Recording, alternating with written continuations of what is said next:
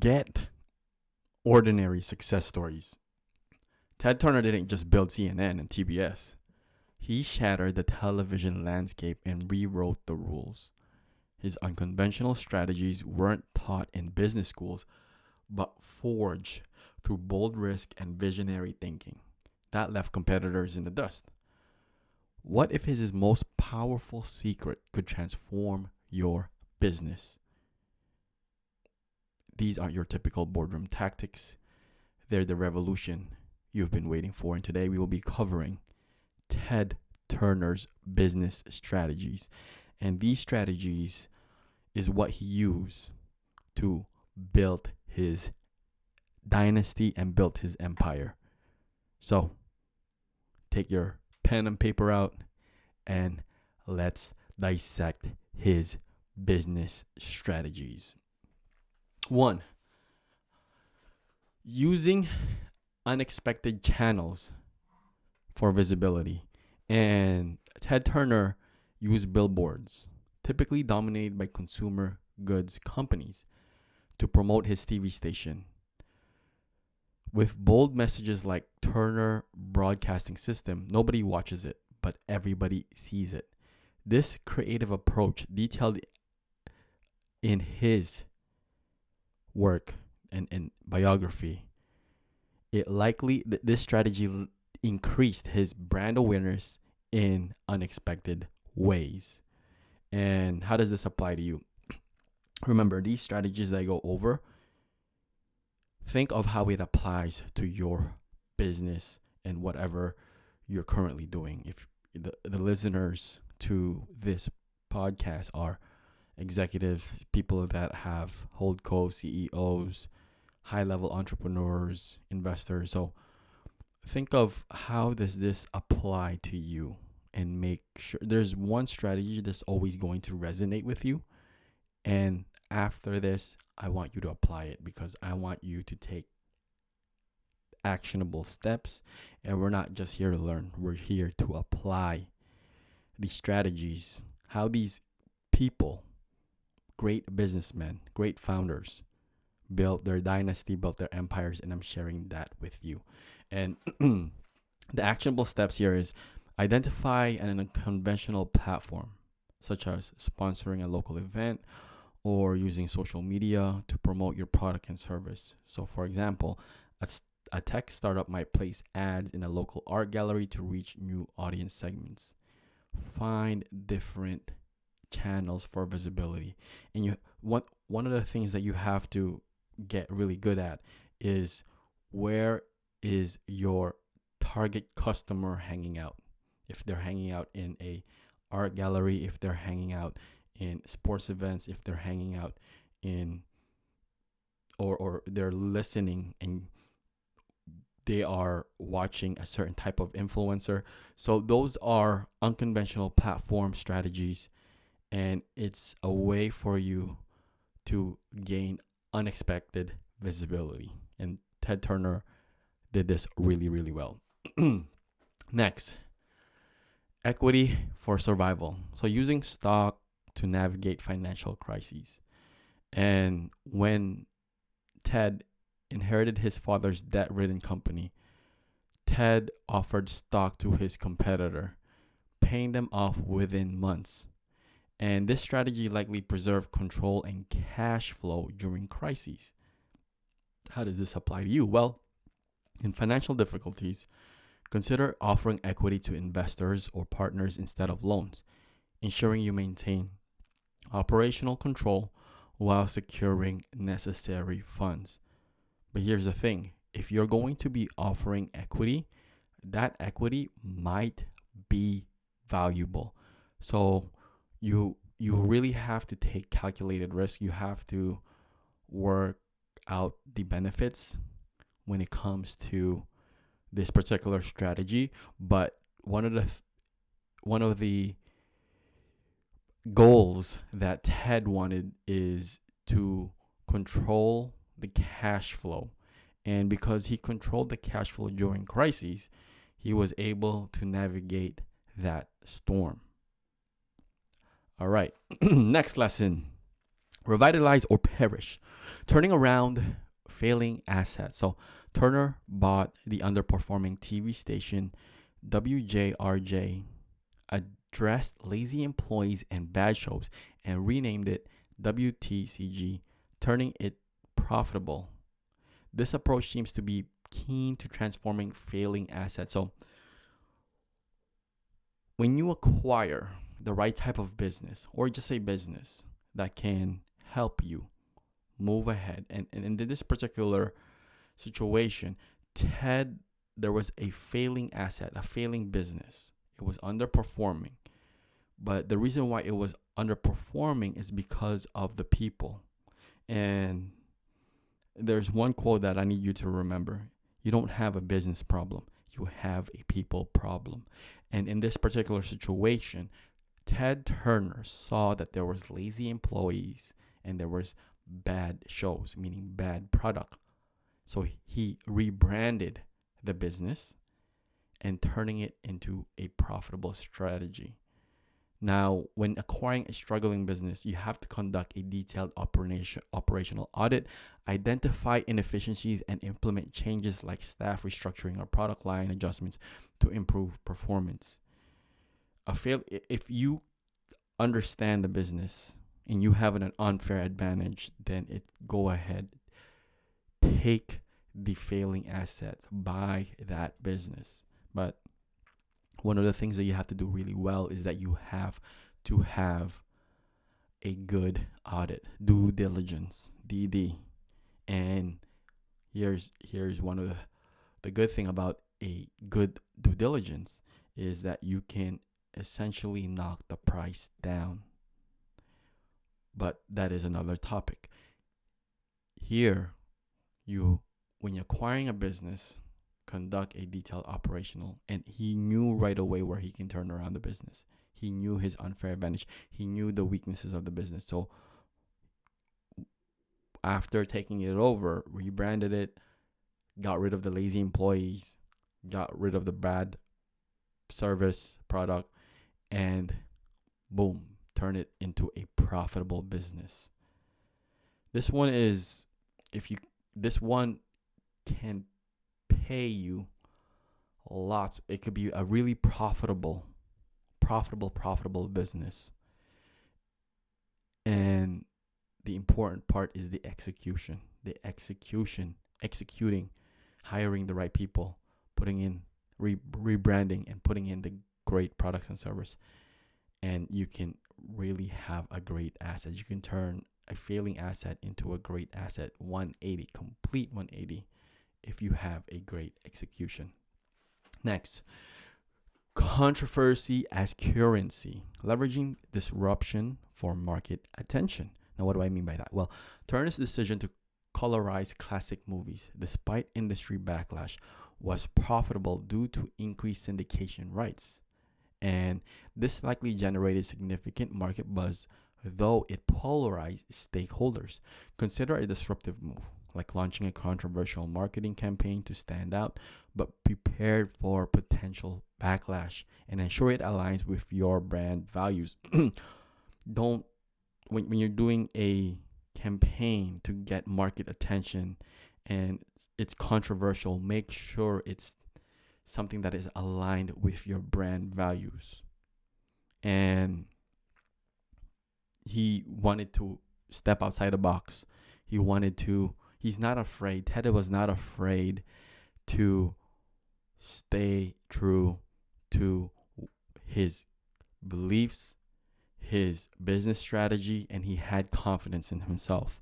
And with this particular move, a disruptive move, a lot of stakeholders were not happy with what he did, but the return on the actions and the campaigns was profitable. So you have to find the fine line between disruption, leveraging disruption, using controversy as currency.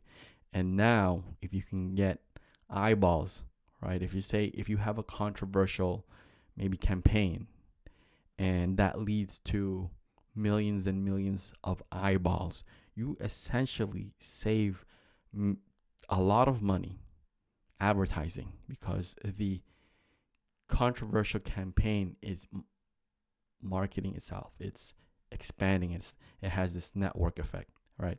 And this is when it's done right, these strategies are going to turn the business around. All right, next strategy, synergy and ownership.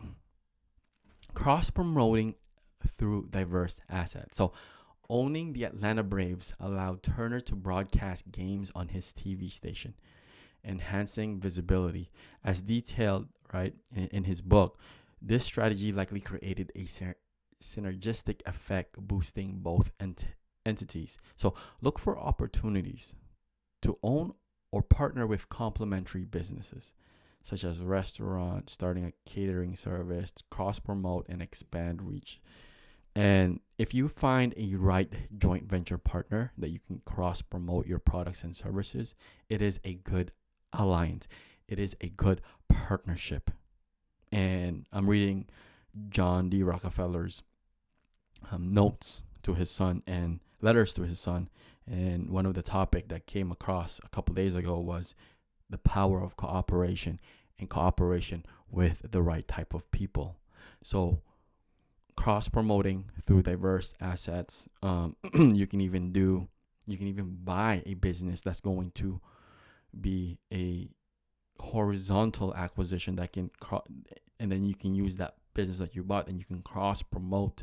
So it doesn't necessarily have to be a partnership all the time. You can just buy the business. And this strategy is very, very helpful, especially if you want to go down through the route of buying the horizontal business. Next, purpose-driven business, aligning profit with social good. So Turner launched the Goodwill Games to ease U.S.-Soviet tensions, enhancing his reputation despite financial losses. This approach seems to have built long-term and brand value. So integrate a social or environmental mission, like supporting a local charity, into your business model to attract ethically minded customers and enhance your reputation. So with this particular strategy, he didn't make any money, but it enhanced his reputation, his brand, his personal brand. Everybody has a personal brand, whether you like it or not. And this situation, what he did, he knew that it was an investment. It was an investment to his personal brand. And with the right people getting to know you or hearing about you, then it can create a lot of opportunities. And that was the reason. So how are you enhancing your personal brand? What strategies do you have to network and meet the right type of people? And what is your goal with, some people, they like to be on the down low. They don't want people to know about them. And some people are very outgoing. They want to have a personal brand, but both have risk and reward, and figure out what is aligned with your nature. For this particular, Ted Turner wanted to invest in his personal brand, and this is what he did. Okay. Next, the next business strategy is called aggressive expansion. So pursuing bold mergers to reduce competition. And Turner attempted mergers with major networks like CBS and bought MGM to reduce competition. Okay. This high stakes strategy, like his strategy, okay, aimed to consolidate market power. This is what I need you to do. Identify potential mergers and acquisitions that can strengthen your market position, but prepare for resistance and have contingency plans. If you need help with mergers and acquisitions, I can definitely help you with that. But it's if you want to build empires, okay, if you want to have a dynasty, you need to get good at mergers and acquisition. You need to have a way for you to dominate the market position. Ted Turner did it. Andrew Carnegie did it. John D. Rockefeller did it. All the big titans know about mergers and acquisitions. So if you don't know about it, have somebody in your team that can that can execute on this. And if you need help and assistance, I'm the man to go to. I was in private equity, but self-promotion right there. So identify personal mergers and acquisition, and this is what's going to destroy. Remember, you want to dominate the market, and this is one of the ways for you to dominate the market. Next lesson and strategy. If you found this very helpful, valuable, leave a like, and subscribe if you're not already. So the next lesson is called forward focus, prioritizing future goals over past setbacks. And this is a mindset. Mindsets are very, very important. If you look at John D. Rockefeller's letters to his son, it's all about mindset. It's basically a letter to his son, and it's raw, real, and unfiltered. And John D. Rockefeller talks a lot of mindset because mindset is very, very powerful. Brad Jacobs in his book, he starts off the book with mindset, because the mindset is very powerful. If your mind is positioned to help you, or if your beliefs and your thinking is to help you instead of harm you, then it's going to play a big role into your success. So forward focus, okay? Prioritizing future goals over past setbacks. So after Ted's father's suicide, Ted focused on growing the company, viewing failures like CBS takeover attempt as learning opportunities. This resilience drove his long-term success. Okay. We have to view failure as learning opportunities. Every great successful person, this is how they think. Learning opportunities. And then how does this apply to you? Well, when facing setbacks, quickly analyze lessons learned and shift focus to future opportunities, using failures as stepping stones for growth. And what I like to do is whenever I encounter a setback, or I want to reflect on the challenge and issues that I had, I would write those setbacks and lessons on my phone. It helps me internalize it. I have a note. And another thing that has been very helpful to internalize that particular lesson is just writing and journaling about it. This is basically imprinting that particular lesson into my system. And I found this very helpful. Try it out. If you find it helpful, then make sure you let me know if you do something like this, or if you do something similar, let me know. Put it in the comments. All right, next.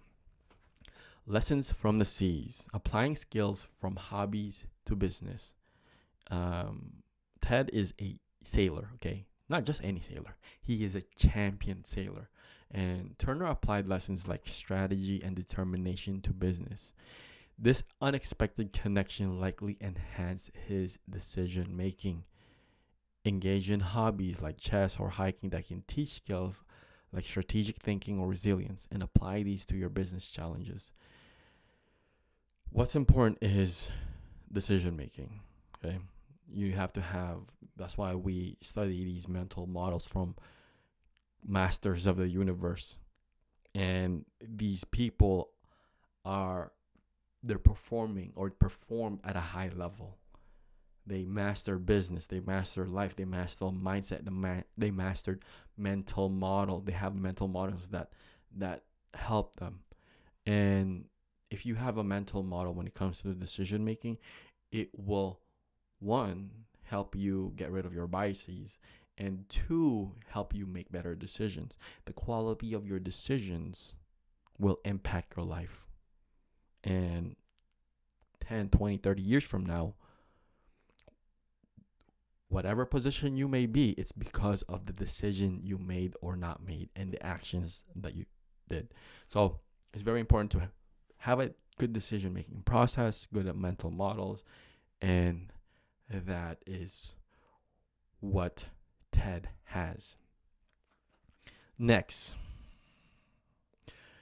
and this is the last one, infrastructure as competitive edge, investing in robust systems.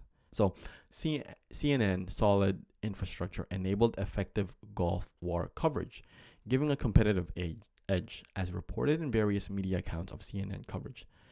This preparedness set it apart during crises. And this is how you can apply this to your business. Invest in robust systems like advanced IT infrastructure to ensure your business can handle high demand situation, enhancing reliability and customer trust. Now, with this currently what's going on right now, we need to invest in systems, and not just systems, technology like AI, because AI is going to transform the world. AI is going to make life easier if it's used the right way. And these strategies, okay, sit down, analyze, think which one is the most helpful for you in your current situation. Think about it. I'll give you a few seconds to think about it. Did you figure it out? Well, I want you to apply that into what you're currently doing in your business. If you're an executive, if you're a CEO, if you have a holdco, if you're an entrepreneur, investor, one of these strategies can transform and revolutionize your business. So these strategies rooted in Turner's own words and decision, all right? Practical ways to apply his maverick mindset, and more importantly, embrace risk and weaving purpose into profit. These are the roadmap, that playbook that Ted Turner used. And if you find it helpful, I want you to like, subscribe, comment, and share. All right. If you haven't already, I need you to share to somebody who will find this useful. If you're on X, share it on X.